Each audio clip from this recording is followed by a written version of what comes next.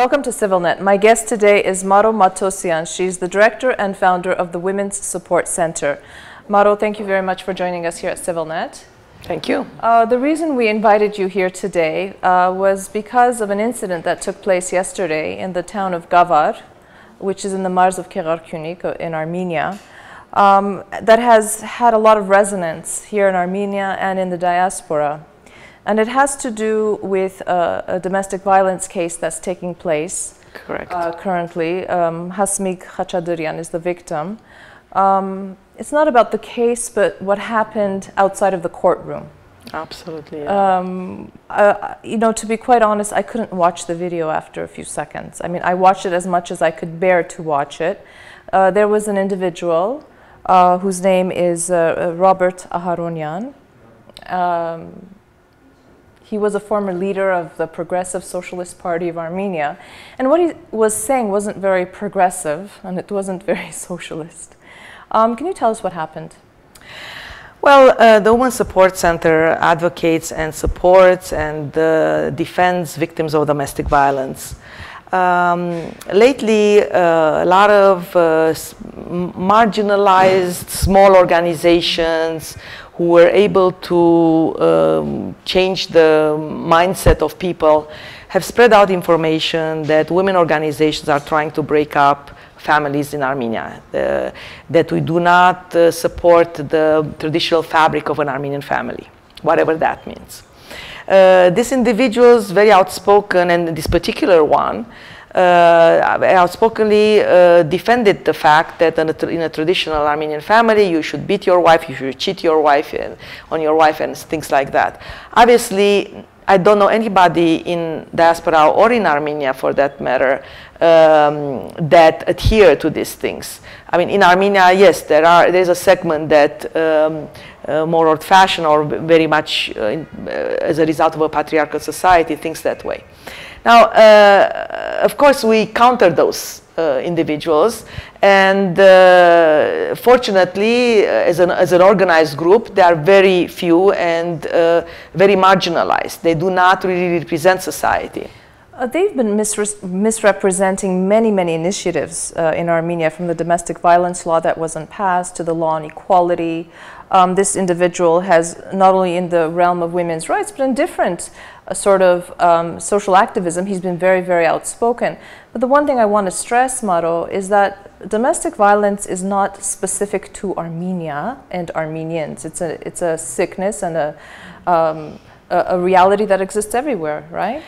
Nothing is specific to Armenia. We are part of this global environment. And yes, you're right. It's not specific to Armenia. Unfortunately, social issues have been neglected and brushed under the rug during the Soviet times. And now when they came up, we don't know how to deal with them. We don't want to accept them, and we don't know how to deal with them.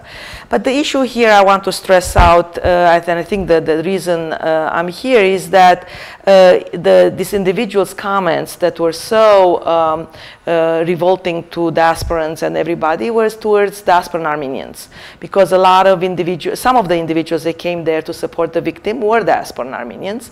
And his calls that he's going to throw us out and close the borders obviously created a lot of reaction from the individuals.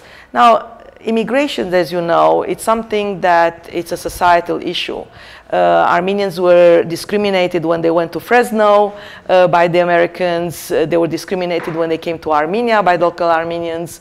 Russian Jews, when they go to Israel, are discriminated. Western and Eastern Germany, when they unified, there is a lot of friction among them. So this is a societal issue that needs to be addressed. What my concern is that government officials should take a stand. From a governmental point of view, we need to hear their voices. I'm very happy that the Ombudsman Office reacted to what has happened, but I would like to hear the Minister of Diaspora. It's not enough to go outside Armenia and say, Aridun, come home, if in your country you can regulate these individuals. This is not an issue that this individual has somehow discouraged Armenians to come to Armenia. This is an issue that Armenia encounters social issues. And we me as a diaspora Armenian, Armenians, local Armenians, stand up to fight for human rights in Armenia. If we give up on that, I don't know what sort of Armenia we will have. I think this is an interest of everybody to stand up, and we're starting a petition on change.org. It's called Come Home or Get Out, something like that. But and there are hashtags. But the issue is that we as a community, Armenians all over, it's enough to build churches and build buildings. I think it's time to address social issues. We want to have a country that is somewhat in the line of international or universal human rights values. And this is what we strive for. I'm not striving for I don't know what, you know, sure, absolutely. And I think the other important thing that we need to stress is that he is not a representative of Armenian society. He is a member of Armenian society, certainly, and as you mentioned earlier, he has a right to express himself. Freedom of speech, exactly. Absolutely. However, but he is not, you know, because what we saw is that on social media, this video and the calls and the comments that kind of left the impression, because some of the titles in the articles were an Armenian leader says for diasporans to get out. Unfortunately, he has such a long title for something that he does not really represent, because I don't know who his followers are. It's unfortunate that he blasphemes the socialist name, the Socialist Party name, but he really does not have a following. And our journalists, unfortunately, do not do their due diligence enough. No, he's not a leader, definitely not a leader, and I don't think that Armenia is proud to have somebody like that as a leader. Discrimination, racism, these concepts are not something that we should promote, and he definitely should not promote. But I do feel that he is a vehicle of this Russian propaganda that goes on. The adherence to the custom unions, the imminent adherence to the custom unions, also had put give them a lot of empowerment to this small, minuscule, unheard of before organizations that are starting to speak out. The issue is that we have to counter that, and we have to stand up. However difficult that may be in today's circumstances.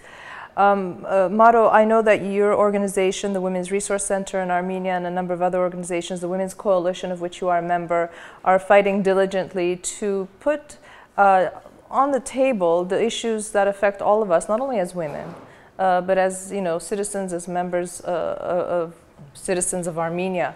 I do wish that you continue with your fight. Thank you. And I know it was very difficult, the experience that you had yesterday with this particular individual. One of the many experiences. But that's the challenge and just the beauty of being in Armenia. And that's part of what it is about being an Armenian living here. So. Yeah. Yeah. I'd like to thank you. We will be following the case of the domestic violence case, Hasmik Khachadurian. The next session is coming up in a few May weeks. 20th. So we'll be watching and reporting. Thank you very much. Thank you. And I would like to thank you for watching CivilNet and remind you that my guest today was Maro Matossian, the founder and director of the Women's Support Center here in Yerevan, Armenia. Stay with CivilNet.